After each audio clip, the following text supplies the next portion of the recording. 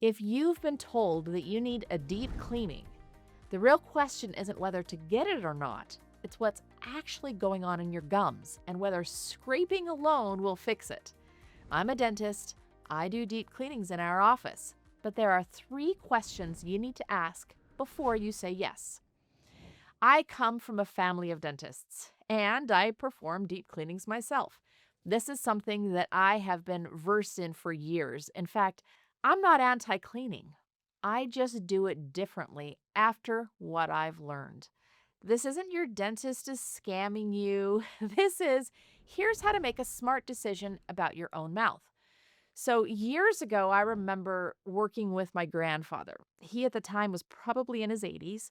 He was an internist, and his specialty was the heart. So, he was a cardiologist by profession.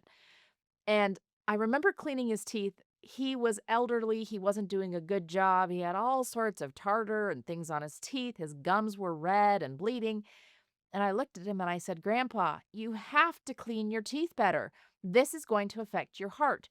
Research shows, I was trying to cater to his doctor mind. I said, research shows the correlation between heart disease and gum disease. And he looked at me and he said, research can tell you anything you want. I don't believe a bit of it. Well, now my grandfather wasn't correct. There actually is a lot of research and real life research that does connect overall health and healing with gum disease. That's what I'm going to help you with today. I'm going to help you differentiate between just recession and what does that mean, and what do you actually need to do after the scaling and root planing or professional treatment so it doesn't come back. How do you really get to the bottom of what is the problem with your gums? So that's what we're going to talk about today.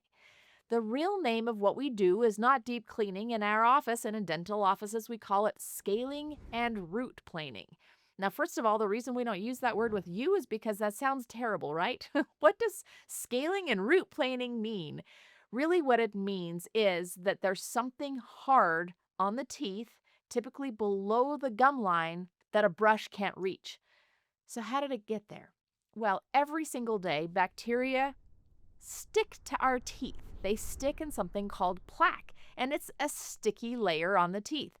Now, if that plaque stays there, and sometimes it happens in areas that our brush can't get to very easily, right? So between teeth, or if you have a little bit of gum recession or a little nook and cranny underneath an old crown or an old filling that you just can't get to very easily, that plaque will stay there. Well, every single day, all day long, our body is losing minerals out of our teeth. We call it demineralization with acid in our diet, acid in our mouth, and remineralizing, adding minerals back. Where do those minerals come from? They come from the saliva. So saliva brings minerals in to remineralize the tooth. Well, it also mineralizes that plaque that's on your teeth. And remember, it's that sticky stuff. The minerals stick to it. And if that doesn't get off every day or every couple of days, it will turn hard. It will literally calcify. You've heard of this before. It's called tartar, right? You know what we're talking about. It gets right down here really frequently. Why does it get right down there? Because there's saliva glands right underneath your tongue, right there. That's where the minerals are dumped. All of a sudden, it's making sense, right? So if you're not getting all the plaque off of there every single day, those minerals dump into that plaque and it turns into tartar. When that tartar is there, it's very difficult to get off. Your toothbrush isn't going to be able to remove it just on its own. Now, that tartar harbors bugs. I like to think of it as bacterial condos. So the bacteria are living in that tartar. They're having parties. They're creating acid. They're dumping their garbage out. Well, the gums hate it. So what do the gums do? They start to pull back. And when the gums pull back, the bone underneath pulls back. So you start getting gum loss or gum recession, as we call it, and bone loss, which the bone loss is a little harder to see because it's underneath the gums. However, if you have gum recession, you 100% of the time also have bone recession. So what has to happen is we have to get those bacterial condos, that tartar, off of the teeth for the gums to be able to reattach, to move back where they belong, to heal and get happy again. So the procedure is real. We have to remove that tartar. We have to get it off. That's the scaling. It's scaling or cleaning. Root planing means sometimes it's down on the roots that we have to do it. The question is, whether you need it, and what else has to happen so that you're not back here doing this again 3, 6 months, or a year later. How do you prevent this in the future? So, question number one, what are my actual numbers? Healthy gum pockets are 2 to 3 millimeters deep. When you go to the dentist, they're going to use a measuring tool and they're going to be reading these measurements off 2, 3, 3, 4. What does that mean? Well, deeper than 3 means the disease has already started and the bone may already be pulling away and be affected. So then you're going to ask, is the bone loss everywhere or just in a few spots? A problem in just a few spots is often a bite or one bad tooth, maybe a crown that doesn't fit right, not your whole mouth. Question two, have you ruled out what mimics gum disease? There's things that look like gum disease? Yeah, a bite that hits too hard will often lead to gum recession. A cracked or leaking old filling will lead to bacteria dropping things on the gums and the gums pulling away. A metal filling causing a tiny electric current. This happens with mercury fillings. A single dying tooth that's infected. All of these can look like gum disease on the surface. Rule them out before you agree to scrape the entire mouth. Gum recession is really something that has to be investigated, and there are a lot of myths around it. Half of my new patients that had gum recession were told that they brushed too hard. The other half were told that it's just part of getting old. Well, I actually disagree with both of these things because what I find is that if a tooth has been brushed too hard, you're going to have just one area of recession. And typically, it's going to be sensitive, so you're going to stop brushing there. It just doesn't make sense that areas that have receded are ones that you've brushed all the gum off of and that you keep going. And that's why recession keeps getting worse, especially if they're sensitive. No, you probably aren't really brushing very hard there at all if they're sensitive. So it has never made sense. Recession is typically 2 to 3 things. Number one, gum disease. If you have gum disease like we just described, where you have plaque turning into tartar, dropping toxins and things on the gums are infected, the gums pull away, the bone pulls away. That's gum disease. That's number one cause, and that can be ruled out at the dental office. Number two, a bite hitting and rocking the tooth.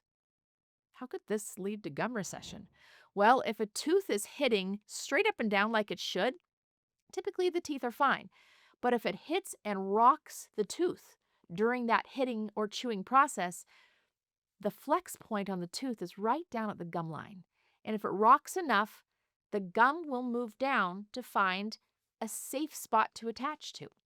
So if you have gum recession on just one tooth, look and see, is it on the opposite tooth as well? If so, are those two teeth hitting too hard, or are they hitting at an angle and causing this rocking?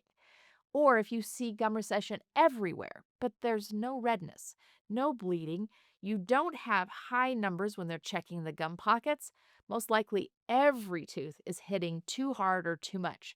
We often see this during airway issues because the body's trying to get more air. It squeezes and clenches and grinds to try to open up this airway, and it leads to gum recession.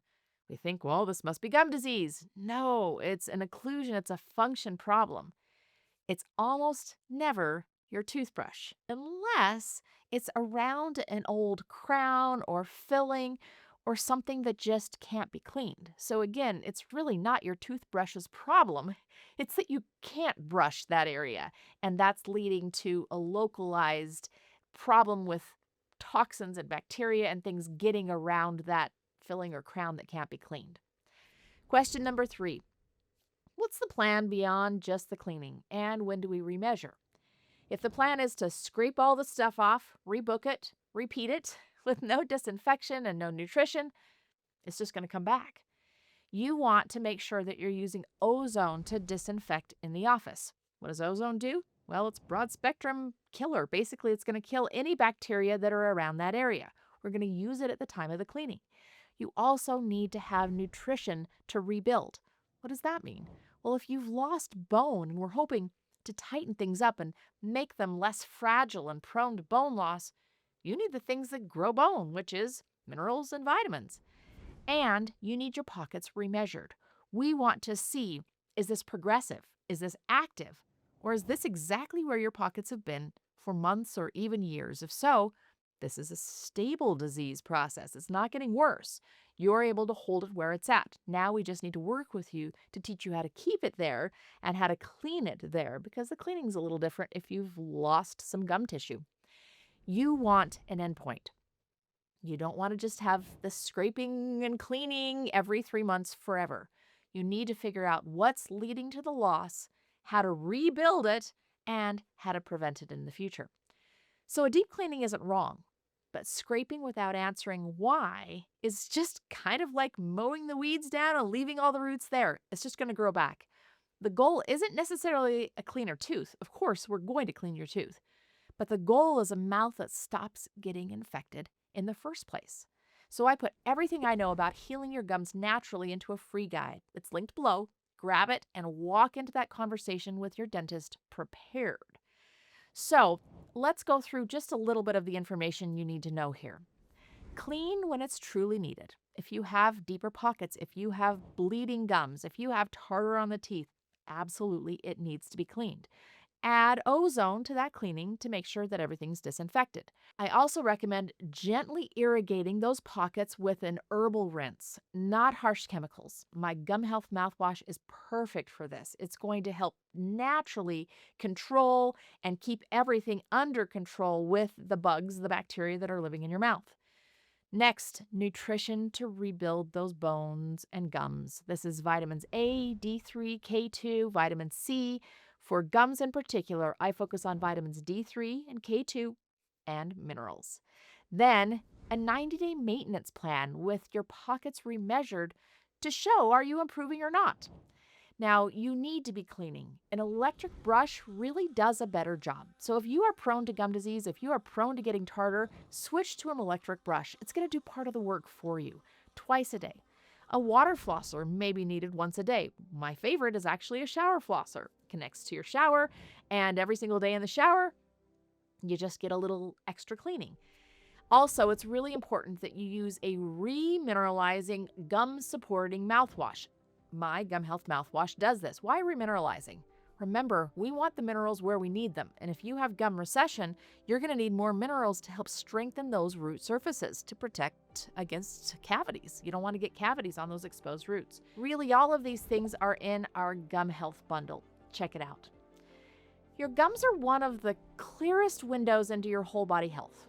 If your numbers were high, don't panic, and don't just get that scaling and root planing scraping done on repeat. Ask the 3 questions. Then watch this next on what your gums are really telling you about your health. Thanks for watching. I'm Dr. Michelle Jorgensen, and as always, my mission is to give you the knowledge and tools you need to live well.